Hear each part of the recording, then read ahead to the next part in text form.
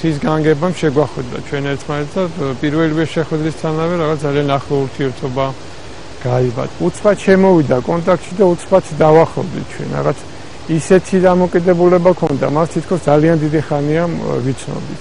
აი დიდი სიყვარული და დიდი სითბო მიგძენი მის მიმართ და საბოლოოდ დავწმუნდი მის განსაკუთრებულ ძალაში, როგორც მოძღვრისა, როდესაც მე მანახეს კასეტაზე ჩაწერილი ის თუ როგორ უკითხავს მამა სოკრატე კვეთებულის როცას ერთ ახალგაზრდა მათვს, რომელსაც ორი მორჩილი იჭერდა და როგორც კი მამა სოკრატე დაიწყებდა ლოცვას, იმ წუთშივე ეს ადამიანი, რომელიც თითქოს ჩვეულებრივი ჩანდა,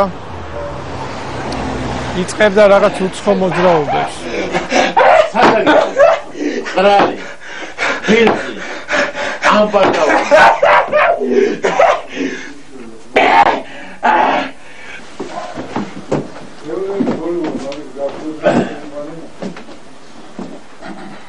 ორი კიდე და ორი.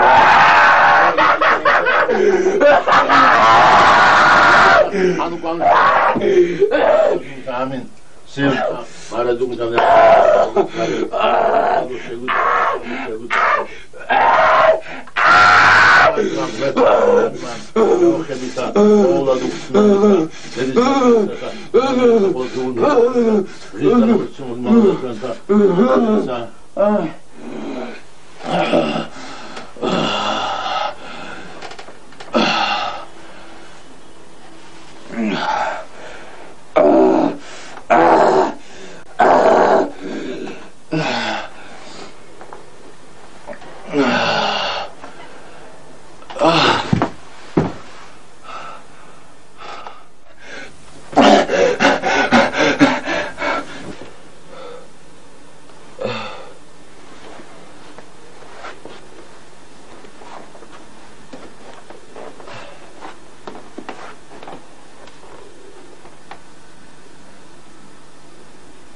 ესე უთხარი.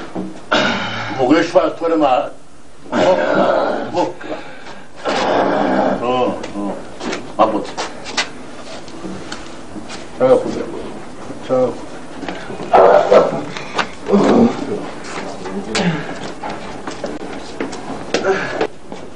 საერთო საზოგადოება ძალიან ნაკლებად იცის აი ამ ფენომენის შესახებ, რასაც ქვია შეპრობილობა ადამიანში, ესმაკილობა ადამიანში.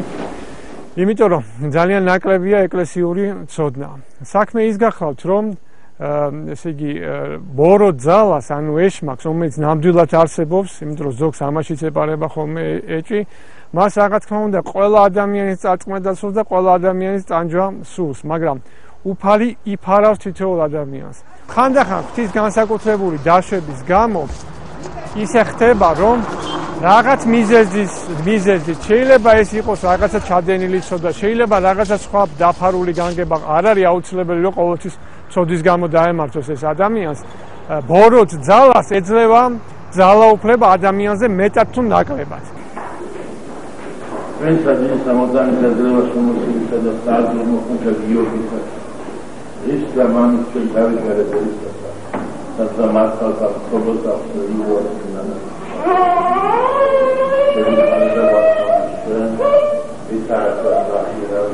Аминь.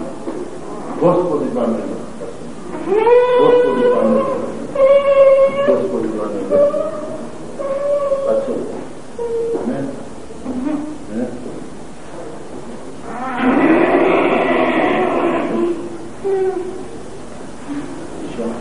Еще. Много.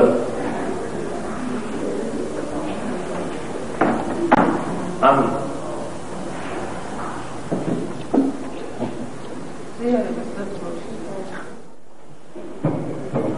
აი ასეთ გაჭირვებაში ვერანაირი სამედიცინო ჩარევა რა თქმა უნდა ადამიანს ვერ უშველის.